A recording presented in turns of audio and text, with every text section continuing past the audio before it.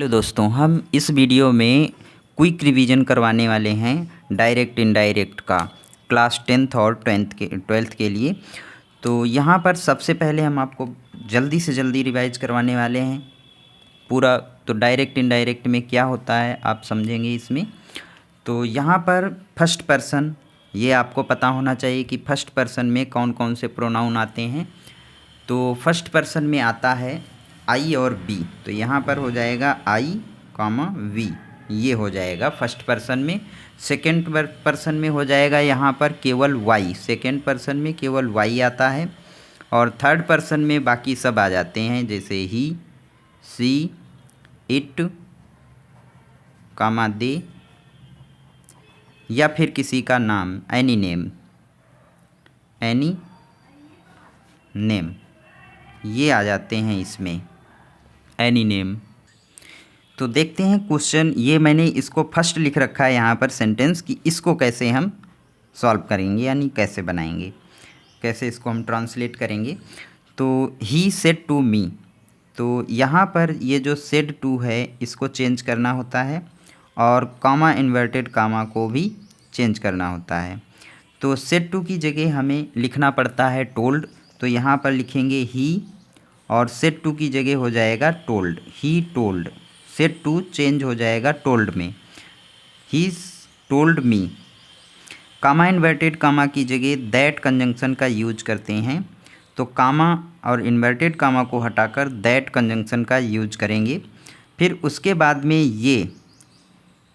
ये जो प्रोनाउन है यहाँ पर, ये प्रोनाउन, ये है सेकेंड पर्सन, और सेकेंड पर्सन को कैसे चेंज करना है वो यहाँ से आप देखिए, ये मैंने लिख रखा है सन अपान 1 2 3, यानी सन यानी एस जो है इसका मतलब है सब्जेक्ट, इसका मतलब होता है सब्जेक्ट, इसका मतलब है ऑब्जेक्ट, ऑब्जेक्ट, सब्जेक्ट एस और ऑब्जेक्ट ओ, एन जो है नो चेंज, इसका मतलब है यहाँ पर नो चेंज, यानी ये चेंज नहीं होगा, no change.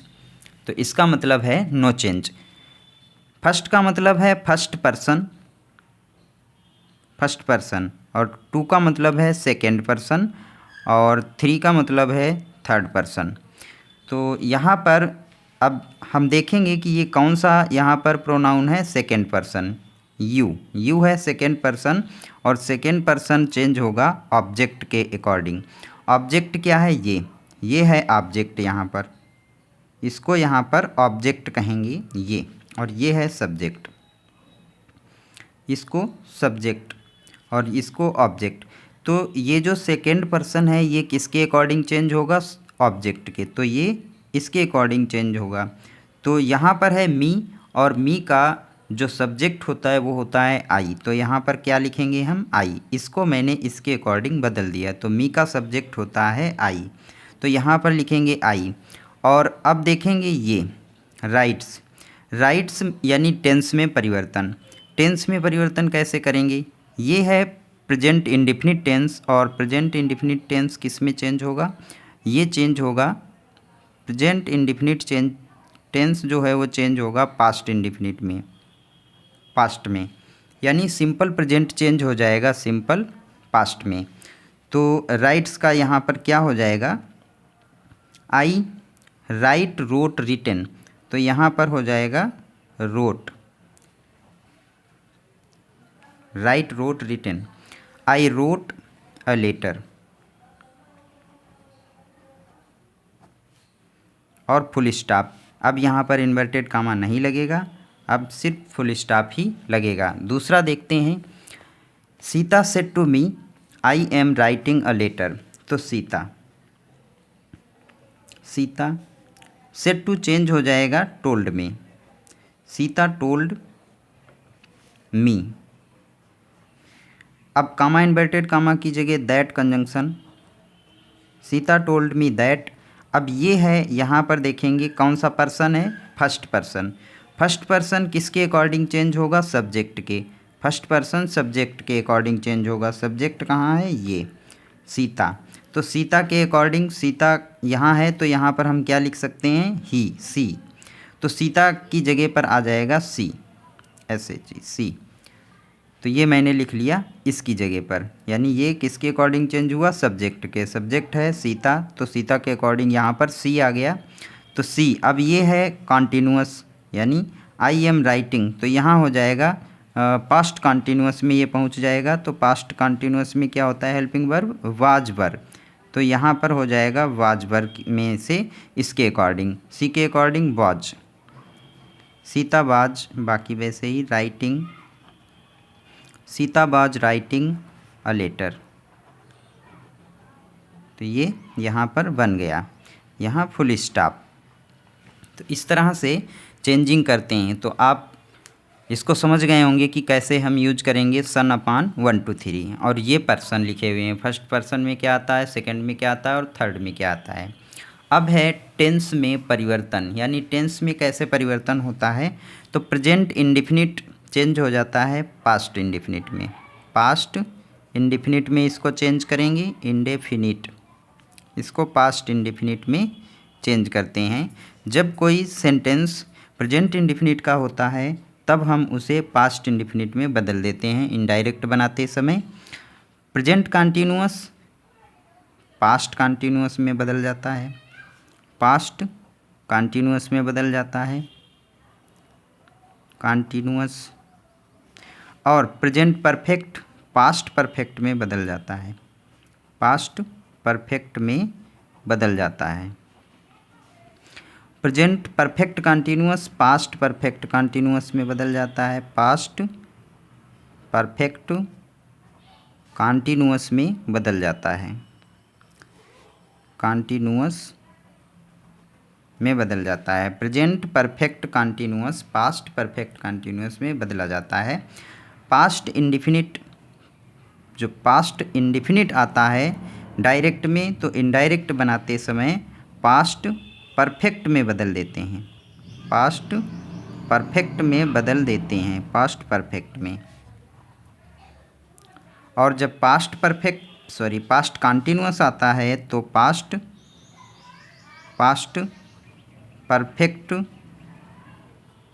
Perfect continuous tense में बदल देते हैं, पास्ट परफेक्ट कंटीन्यूअस में बदल देते हैं इसे। तो ये था टेंसेस में परिवर्तन। अगर डायरेक्ट के सेंटेंस में कैन, में, विल, शैल आता है तो कैन की जगह इनडायरेक्ट में कुड हो जाता है, और मे की जगह माइट हो जाता है, और विल की जगह वुड हो जाता है, शैल की जगह शुड हो जाता है। ये परिवर्तन हो जाता है और बाकी कुछ भी परिवर्तन नहीं होता है। लेकिन अगर डायरेक्ट में ही कुड, माइट और वुड, शुड आ जाए तो उसमें कोई परिवर्तन नहीं होता है। अगर कैन आया है तभी हम उसको कुड करेंगे, अगर ऑलरेडी कुड डायरेक्ट में ही दे रखा है तो इनडायरेक्ट बनाते समय कुड, माइट और वुड और शुड आने पर यही रहता है। अगला है sentence, teacher said comma inverted comma honesty is the best policy, और इन्वर्टेड कामा क्लोज। तो इसको कैसे हम बनाएंगे। तो जब भी कभी इसका रोल रहा ये, यदि किसी रिपोर्टेड स्पीच के वाक्यों में, अब आपको बता दें ये जो पार्ट होता है पहला कामा से कामा तक का, इसको कहते हैं reporting verb, reporting verb, reporting verb.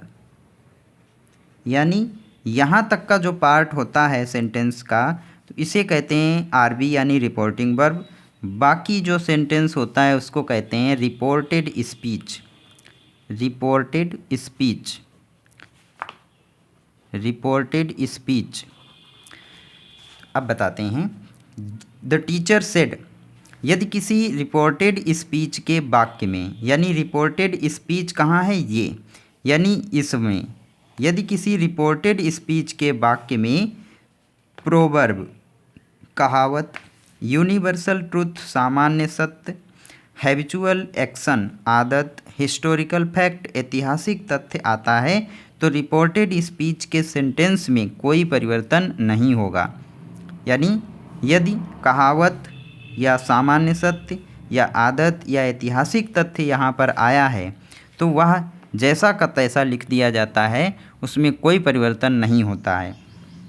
जैसे द टीचर, तो यहाँ पर लिखेंगे teacher said honesty is the best policy. ये क्या है? प्रोवर्ब है, कहावत है। Honesty is the best policy, कि ईमानदारी अच्छी नीति है, यह कहावत है, इसलिए इसमें कोई परिवर्तन नहीं होगा। टीचर सेड और कामा इन्वर्टेड कामा की जगह दैट कंजंक्शन का यूज करेंगे, बाकी को ऐसे ही लिख देंगे। Honesty is the best policy. Honesty is the best policy, full stop. बस ये कंप्लीट हो गया। इनडायरेक्ट में मैंने इसे चेंज कर दिया है। तो ये रूल तो हो गया। अब अगला, यदि रिपोर्टिंग वर्ब का सेंटेंस प्रेजेंट या फ्यूचर में है तो रिपोर्टेड स्पीच के सेंटेंस में कोई परिवर्तन नहीं करते हैं। ये है आरबी यानी रिपोर्टिंग वर्ब। चलिए मैं अगला बताता हूँ। ये है रिपोर्टिंग वर्ब आरबी। ये इतना पार्ट है रिपोर्टिंग वर्ब, यानी इसको कहते हैं आरबी, रिपोर्टिंग वर्ब। और रिपोर्टिंग वर्ब जब फ्यूचर या प्रेजेंट में होता है, प्रेजेंट या फ्यूचर में, तो रिपोर्टेड स्पीच क्या है? ये रिपोर्टेड स्पीच है। रिपोर्टेड स्पीच, तो इस रिपोर्टेड स्पीच में कोई परिवर्तन नहीं करते हैं। यानी राम सेज, ये प्रेजेंट में है, राम सेज प्रेजेंट में है, तो ऐसे ही लिख देंगे राम सेज। बस कामा इन्वर्टेड कामा की जगह दैट कंजंक्शन का प्रयोग करेंगे, राम सेज दैट। फिर इसको ऐसे ही लिख देंगे, Ram says that Mohan is ill. ऐसे ही इसको लिख देंगे, फुल स्टॉप। बस ये कंप्लीट हो गया सेंटेंस। सीता बिल से, ये फ्यूचर में है। जब भी कभी आरबी फ्यूचर में होगा तब भी रिपोर्टेड स्पीच के सेंटेंसेस में कोई परिवर्तन नहीं होगा। इस वाले सेंटेंस में कोई परिवर्तन नहीं होगा अगर यहाँ पर फ्यूचर है। तो इसको लिखेंगे सीता बिल से दैट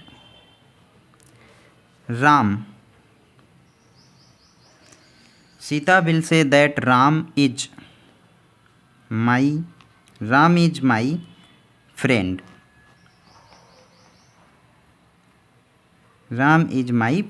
बस फुल स्टॉप। ये कंप्लीट हो गया। अब है निकटता सूचक शब्दों में परिवर्तन, यानी निकटता सूचक शब्दों में परिवर्तन कैसे करते हैं। तो यदि यहाँ पर जैसे पहला है नाउ, तो नाउ का हो जाएगा देन, नाउ का देन। दिस का हो जाएगा दैट, और दीज का हो जाएगा दोज, दीज का दोज हो जाता है। अगर डायरेक्ट में नाउ आया है तो इनडायरेक्ट बनाते समय देन कर देंगे। अगर डायरेक्ट में दिस वर्ड आया है तो इनडायरेक्ट में दैट कर देंगे। दीज का दोज, एगो का बिफोर हो जाता है, एगो का बिफोर। हेयर का देयर हो जाएगा। टुमारो का द नेक्स्ट डे हो जाएगा, टुमारो द नेक्स्ट डे। तो टुमारो का द नेक्स्ट डे हो जाएगा। एस्टरडे का द प्रीवियस डे हो जाएगा, द प्रीवियस डे, यानी एस्टरडे का द प्रीवियस डे हो जाएगा इनडायरेक्ट में। टुडे का दैट डे हो जाएगा, दैट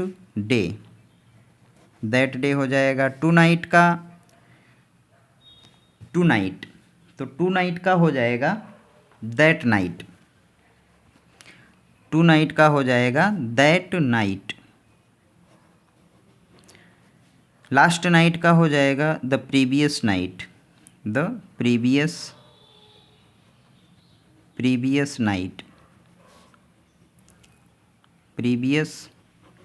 नाइट, ये हो जाएगा द प्रीवियस नाइट। 10 का हो जाएगा सो, और नेक्स्ट वीक का हो जाएगा the following week, the following week.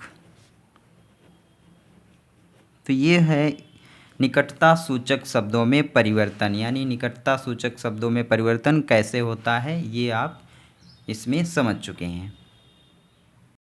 अब है इंट्रोगेटिव सेंटेंसेस को कैसे इनडायरेक्ट में चेंज करेंगे। तो सबसे पहले जब किसी सेंटेंस की शुरुआत यहाँ पर आप देख रहे हैं आर यानी हेल्पिंग वर्ब से होती है, जब शुरुआत किससे होती है, एच बी से, यहाँ पर कॉमा इन्वर्टेड कॉमा के बाद में, जैसे यहाँ पर आर आया है, बिल हो, वाज हो, हैज हो, हैव हो, यानी कुछ भी हो, तब हम उसको कैसे चेंज करेंगे। तो जब कॉमा इन्वर्टेड कॉमा को हटाया जाता है तो उसके स्थान पर हम इफ़ या वेदर का यूज करेंगे और सेड टू की जगह पर आस्क्ड यूज होता है, आस्क्ड। तो यहाँ पर यूज करेंगे सेड टू की जगह आस्क्ड का। तो इसको कैसे हम चेंज करेंगे, जैसे ही, तो यहाँ पर लिखेंगे ही और इसको चेंज करके लिखेंगे हम आस्क्ड, तो यहाँ पर हो जाएगा आस्क्ड, ही आस्क्ड, और मी, ही आस्क्ड मी, और इसकी जगह पर लिखेंगे इफ़ या वेदर में से कोई एक, तो यहाँ पर मैंने इफ़ लिख लिया है, ही आस्क्ड मी इफ़। अब क्या करना है, यहाँ पर ये जो आप सब्जेक्ट देख रहे हैं इसमें परिवर्तन होगा, यू है, ये है सेकेंड पर्सन और सेकेंड पर्सन चेंज होता है सब्जेक्ट के अकॉर्डिंग, सब्जेक्ट है ही, तो यहाँ पर आ जाएगा ही। और ये था प्रेजेंट का, प्रेजेंट कंटिन्यूअस या सिंपल प्रेजेंट जो भी हो, तो यहाँ पर ये आर है और गोइंग है, तो यानी ये हो जाएगा past continuous. Present continuous change हो जाएगा पास्ट कंटिन्यूअस में, तो इफ़ ही के साथ was, he was, if he was going home, he was going home. अब यहाँ पर ये क्वेश्चन मार्क नहीं आएगा, ऑनली फुल स्टॉप आएगा केवल, ये सिंपल बन जाता है सेंटेंस। अगला है सी सेड टू मोहन, और comma inverted comma what are you doing. जब यहाँ पर ये क्वेश्चन वर्ड आता है तब हम क्या करते हैं, इसके लिए मैंने रूल भी लिख रखा है। यदि रिपोर्टेड स्पीच के सेंटेंस क्वेश्चन वर्ड, सेंटेंस में क्वेश्चन वर्ड, यानी ये रिपोर्टेड स्पीच का सेंटेंस है और इसमें क्वेश्चन वर्ड सबसे पहले आता है, जैसे how, what, where, who, when etcetera, तो कॉमा इन्वर्टेड कॉमा के स्थान पर क्वेश्चन वर्ड को ही लिखकर, यानी इसी को इसके स्थान पर लिख देंगे और इसको हटा देंगे, लिखकर सेंटेंस को जोड़ देते हैं। तो यहाँ पर लिखेंगे सी सेड टू मोहन, बाकी यहाँ पर तो आस्क्ड ही रहेगा, तो सी आस्क्ड मोहन, सी आस्क्ड मोहन। यहाँ पर व्हाट, यही आ जाएगा व्हाट। उसके बाद में अब मुझे लिखना है, इसको देखना है कि ये सेकेंड पर्सन है, ये किसके अकॉर्डिंग चेंज होगा, ऑब्जेक्ट के।